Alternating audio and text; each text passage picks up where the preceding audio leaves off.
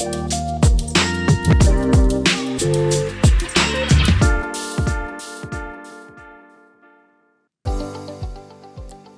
業咧就睇下你個環境係點樣啦。咁每一個人都應該都有機會，但係個機會嚟嘅時候咧，你捉唔捉得住嘅啫。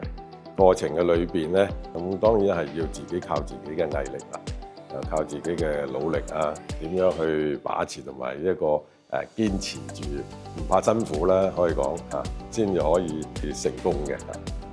我曾經都講過話，係咪可以證實下我自己做嘢嘅經驗同喺學術嘅各方面咧，係咪可以互相係有個融合？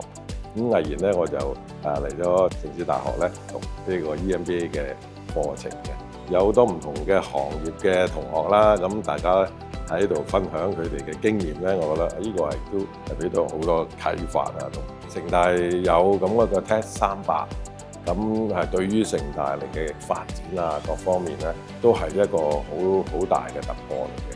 咁亦都係幫一啲我哋而家啲年輕人咧同學啊，去喺科創啊或者佢嘅行業嗰度咧去發展，當然係義不容辭啦。咁啊，將我嘅經驗或者我嘅能力可以貢獻出嚟，幫到呢個Tech 300，可以講係我一個榮幸啦。言而有信，無懼挑戰，亦都係我人生裏邊嘅一路堅持。但係你點樣能夠令到人哋嘅品牌信任俾你呢間公司做呢？品質就係誠信嘅一樣。你點樣打理嘅品牌？你係要有品質。你冇咁嘅品質，你係贏唔到人哋嘅信任。